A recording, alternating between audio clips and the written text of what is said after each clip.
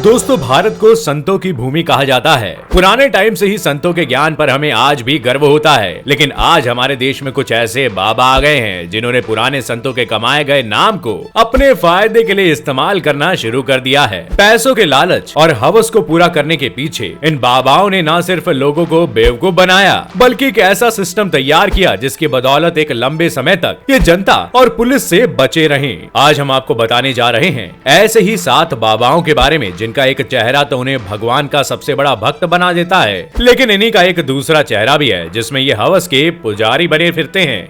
Number 7, इस list में 7वें number पर जो महाढोंगी बाबा है उनका नाम है संत रामपाल। ये कभी हरियाणा के सिंचाई विभाग में इंजीनियर थे। अपनी नौकरी से ये उब चुके थे और लेकिन बाबाओं के कांटेक्ट में आने के बाद रामपाल ने नौकरी छोड़कर संत भेष को अपना लिया और अपने लाखों भक्त भी खड़े कर लिए। इन्होंने रोहतक में सतलोक नाम से एक आश्रम भी खोला। अभी तक इनकी गाड़ी ठीक चल रही थी, लेकिन फिर लालच में इन्होंने धर्म को धंधा बना लिया। इन्होंने हरियाणा में और जगहों पर आश्रम खोले, जिनमें से कुछ इनकी अय्याशी का अड्डा भी थे। 2006 में इन्होंने आर्य समाज के बारे में उल्टा सीधा कहा, जिससे कि विवाद बढ़ गया और एक हिंसा भड़की, जिसमें कई लोग घायल हो गए और कुछ लोगों की मौत भी हो गई। और यही से बाबा की पोल खुलनी शुरू हुई। पुलिस की जांच में पता चला कि इनका आश्रम भी फर्जी है और रामपाल जी की अय्याशी ही अलग थी। ये बाबा दूध से नहाता था और इसी दूध की खीर को प्रसाद बताकर भक्तों में बंटवाता था। इसके आश्रम में गुप्त ठिकानों के अलावा टॉयलेट्स में सीसीटीवी भी लगे मिले थे।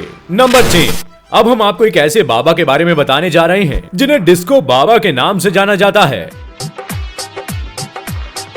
इनका असली नाम सचिदानंद। ये बस नाम के बाबा हैं। इनके कामों में जमीन हड़पने से लेकर गुंडागर्दी तक शामिल है, इसलिए इन्हें बिल्डर बाबा नाम भी दिया गया है। ये बाबा भगवा कपड़े के आड़ में दारू पीकर नाचने का अपना शौक पूरा करता था और पार्ट टाइम काम में बिल्डर और जमीन हड़पने का काम भी करता था। इनका असली नाम स्वामी सचिदानंद है, लेकिन इनके जीवन में सच जैसी चीज कहीं नहीं है। ये बाबा भोली भाली लड़कियों को अपने जाल में फंसाकर अपने आश्रम में दासी बनाकर रखता था। इस पर रेप के कई आरोप थे और 3 साल तक पुलिस से भागने के बाद आखिरकार इसके बस्ती वाले आश्रम से 2021 में इसे गिरफ्तार कर लिया गया।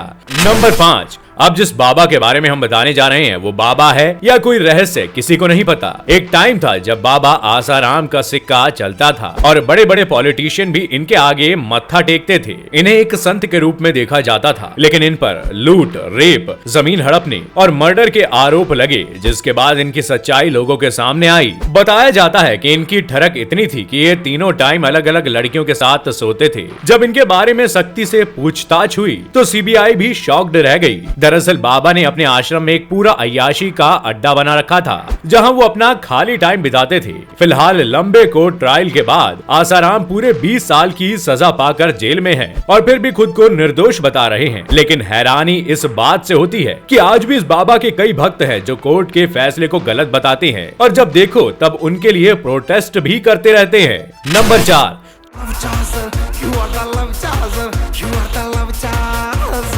चौथे नंबर पर जो बाबा है उनका तो पहनावा और उनके दावे दोनों ही अतरंगी हैं। हम बात कर रहे हैं संत राम रहीम इंसान की। दूसरे बाबाओं से अलग डेरा सच्चा सौदा के प्रमुख संत राम रहीम रंग बिरंगे कपड़े पहनते हैं, अपनी मूवीज बनाते हैं जिसमें हवा में खुद भी उड़ते हैं और गाड़ियां भी उड़ाते हैं। राम रहीम का मेन एरिया पंजाब और हरियाणा था, यानी कि इस एरिया के लोगों को बुद्धू बनाकर इन्होंने खूब लूट मचाई और इन्होंने यहाँ की लड़कियों तक को नहीं छोड़ा। कहा जाता है कि इन्हें जो भी लड़की पसंद आ जाती थी ये उसको अपनी हवस का शिकार बनाकर ही छोड़ते थे। इसके अलावा इन्होंने कई लोगों को शादी न करने के लिए उकसाकर उन्हें नपुंसक भी बना दिया था। इन्होंने अपने सिरसा के आश्रम में एक सेना भी बना रखी थी और जब पुलिस इन्हें अरेस्ट करने आई तब इनके समर्थकों से ज्यादा इनकी सेना ने पुलिस को अंदर जाने से रोका।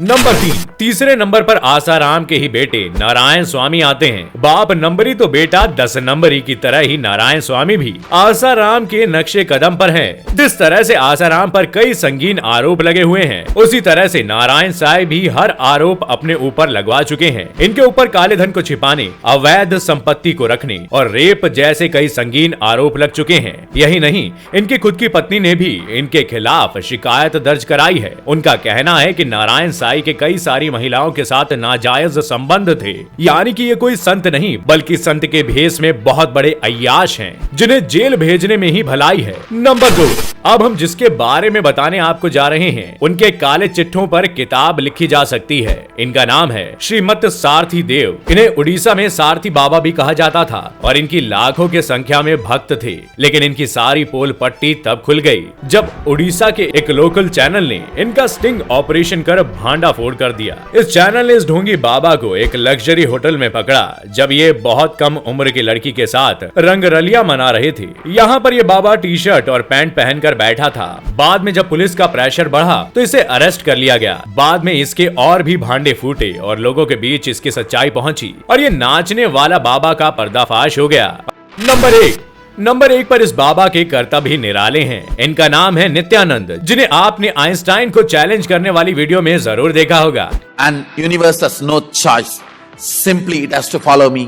इस बाबा की करतूतों को सुनकर पुलिस वाले भी अपने होश खो बैठे। दरअसल कुछ सालों पहले एक होटल में स्वामी जी की एक वीडियो वायरल हो गई जिसमें स्वामी जी एक सस्ती सी एक्ट्रेस को अपनी छाती पर बिठाकर मुस्कुरा रहे थे। ये वीडियो आग की तरह पूरे साउथ इंडिया में फैल गया और लोग दो हिस्सों में बट गए। किसी ने इन्हें कहा कि ये सही है और किसी ने इन्हें गलत बताया। फिर धीरे धीरे इन पर यौन शोषण के आरोप लगते ही रहे। बाबा को पुलिस ने पकड़ तो लिया लेकिन इन्हें जमानत मिल गई और इसी का फायदा उठाकर वो देश से भाग गया। ये पहले नेपाल गए, उसके बाद फ्लाइट से इक्वाडोर पहुंच गए। यहाँ इन्होंने एक आइलैंड भी खरीद लिया और अपना नया देश बनाकर वहाँ की करेंसी भी जारी कर दी। इस देश का नाम उन्होंने कैलासा रखा। फिलहाल ये बाबा कैलासा में ऐश कर रहा है और हमारे देश की पुलिस इसकी करतूतों और अपनी लापरवाही के चलते बदनाम है। तो दोस्तों ये थे वो अय्याश और हवस के पुजारी बाबा जिनके अपने पैर तो कब्र में हैं, लेकिन अय्याशी में इनका कोई सानी नहीं।